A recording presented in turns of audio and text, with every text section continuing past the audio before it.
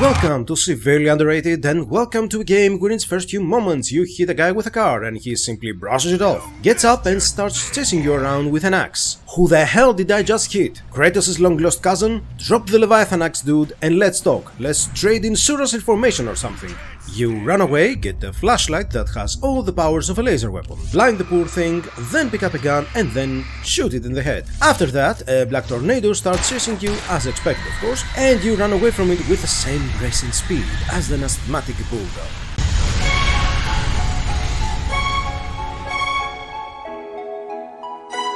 You get to the designated lighthouse point and boom, you're awake! Baby. Welcome to Alan Wake. By the way, this video will be spoiler-free, since I do believe that the game has a story that would make David Lynch drop his donut and start talking about transcendental meditation. Yes, it will remind you of Twin Peaks. There, I said it. Are you happy now? Our dear friend and protagonist is Alan, a writer with a blog so massive that he had to go in the middle of a flooded volcano to get rid of it, and just to escape he brought his wife Alice with him. So things change rather quickly as you wake up in the same location but with the beautiful sky of London above. The story progresses with you trying to understand why your wife did a sudden Houdini and disappeared, and with you running around the town explaining to uninteresting people why your band-aid doesn't have any dinosaurs or stars on it. So, as your adventure unfolds, you find script pages lying around that when you read them they become reality. Stop reading Alan, or at least start reading Lord of the Rings or something. And of course, to break the tone, you use your flashlight with malicious intent.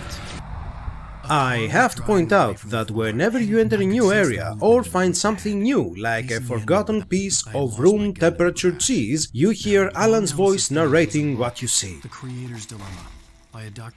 For a moment, the oppressive feel of the nightmare I had Kinda works, since the whole game is about a writer in a place where whatever is created turns into reality, but there are moments at which he'd shut up and let me blast shadows in the face. Also, the way you face your enemies, even though monotonous, is kinda cool. You point your flashlight to them and they have the same reaction as a basement dweller would after a Marvel movie marathon. Exhibit A.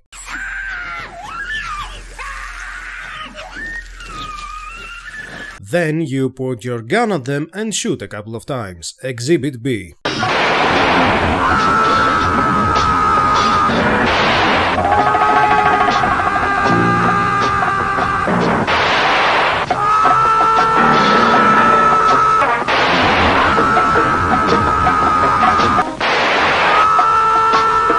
You get help from all sort of nameless extras like, and...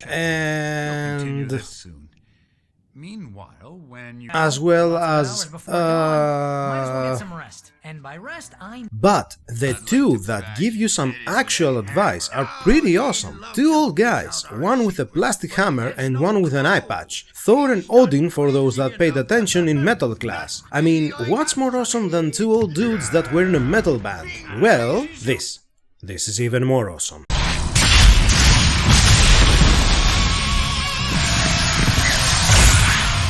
God damn! This scene comes so out of nowhere and breaks the tone of the game in half and throws it in the sacrificial pyre. You fight hordes and hordes and hordes of Black Friday fanatics on a stage, with metal music in the background, with lights and fireworks, and guns. This is one of the most metal moments in video game history ever. Shout out to the Poets of the Fall for this awesome song as well as many others. To this day, this game is considered a cult classic, since its atmosphere is great, the narration is done wonderfully, and the semi-janky graphics tie it all together, which is why I think that the new game might have some problems captivating this.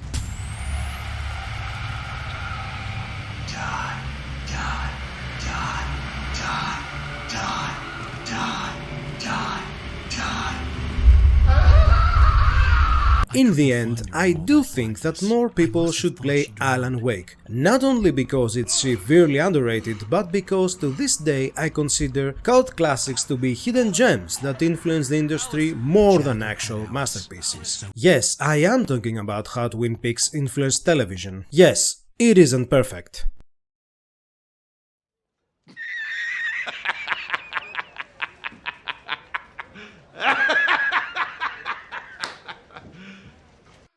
But it has a charm, like most of these games do, so I do recommend that you give it a chance. Cheers boys and girls, be nice to one another and don't forget to like and subscribe for more videos. This is a donut. It is very sweet and very good. But if you'd never tasted a donut, you wouldn't really know how sweet and how good a donut is. If you'd never had that experience.